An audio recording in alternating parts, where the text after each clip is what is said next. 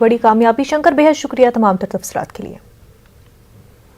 आगे बढ़ते हैं। मुल्क में कोरोना की रफ्तार सुस्त हो रही है। आज मुल्क में 88 दिनों बाद सबसे कम 53,256 नए मामलों की तस्दीक हुई है, जबकि इसी दौरान 1,422 अफराद की कोरोना से मौत हुई है। अमवात की तादाद में भी हर रोज कमी वाक़ई हो रही है। आदाद-ओ-शुमार के मुताबिक गुज़िश्ता 24 घंटों में 78,190 अफराद सेहतियाब हुए हैं। मुल्क में अब कोरोना के 7 लाख के करीब एक्टिव मामले हैं। मुल्क में कोरोना के खिलाफ टीकाकारी मुहिम को तेज किया जा रहा है। अब तक मुल्क में 28 करोड़ से ज्यादा अफराद को वैक्सीन दिया जा चुका है।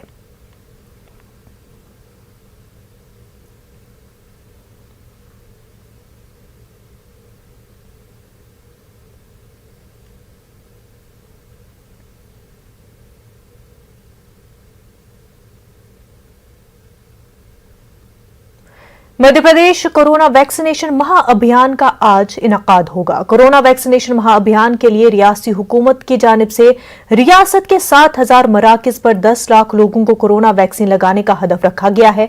सबको मुफ्त वैक्सीन नारे के साथ सुबह 10 बजे से शाम 7 बजे तक रियासत के सभी 52 अजला में कोरोना टीका लगाया जाएगा।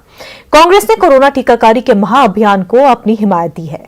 कोरोना टीकाकारी को कामयाब बनाने के लिए मुख्तलिफ शहरों में जिला इंतजामिया की जानिब से अलग अलग ऐलान भी किए गए हैं।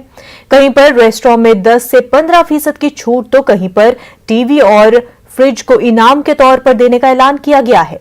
मुस्लिम तंजीमों के जरिए भी कोरोना वैक्सीनेशन महाअभियान में बढ़ चढ़कर हिस्सा लिया जा रहा है।